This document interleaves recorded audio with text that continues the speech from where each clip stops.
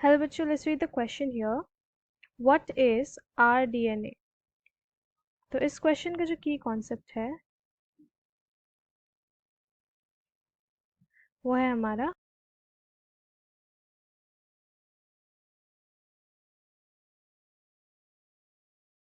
कॉम्बिनेंट DNA technology. तो recombinant DNA technology क्या होता है कि ये एक तरह का आर्टिफिशियल डीएनए प्रोड्यूसिंग प्रोसेस है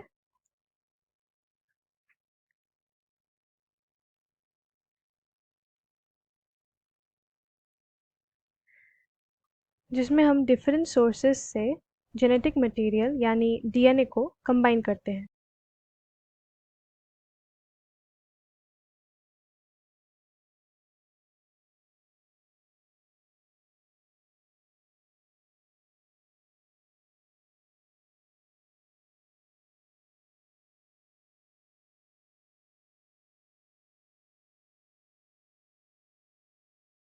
और उस डीएनए कंबाइंड डीएनए को वेक्टर यूज करके हम होस्ट सेल में डालते हैं और उस होस्ट सेल में वो जो रिकॉम्बिनेंट डीएनए है या तो हम रेप्लिकेशन के लिए डालते हैं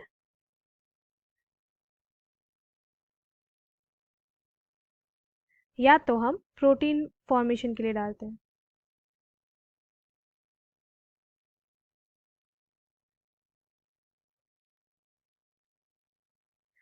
तो इस चीज को हम एक एग्जांपल से समझते हैं। सपोज एक हमारा जीन ऑफ इंटरेस्ट है। इस केस में हमारा जीन ऑफ इंटरेस्ट है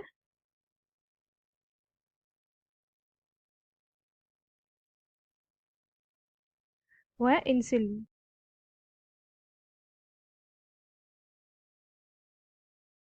जो कि एक ह्यूमन प्रोड्यूस्ड प्रोटीन है। इस जीन ऑफ इंटरेस्ट को हम डालते हैं किसमें? प्लाज्मिड में।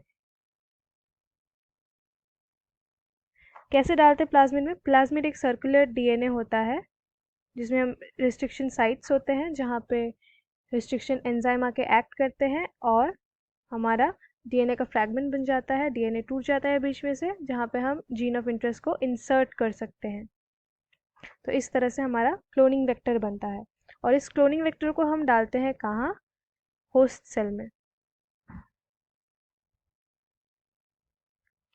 अगर हम इस स्ट्रक्चर को मैग्नीफाई करके देखें तो हमें मिलेगा एक डबल स्ट्रैंडेड प्लाज्मिड डीएनए जो कि कुछ इस तरह दिखता है।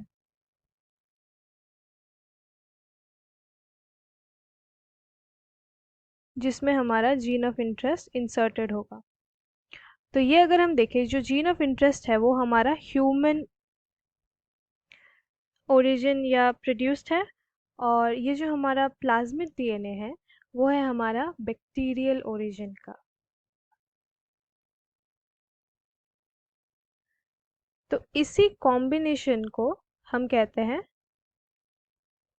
rDNA।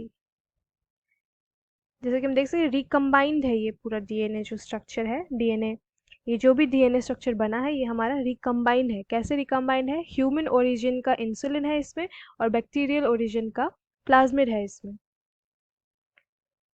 तो इसे हम कहते हैं rDNA, रिकम्बाइंड डीएनए।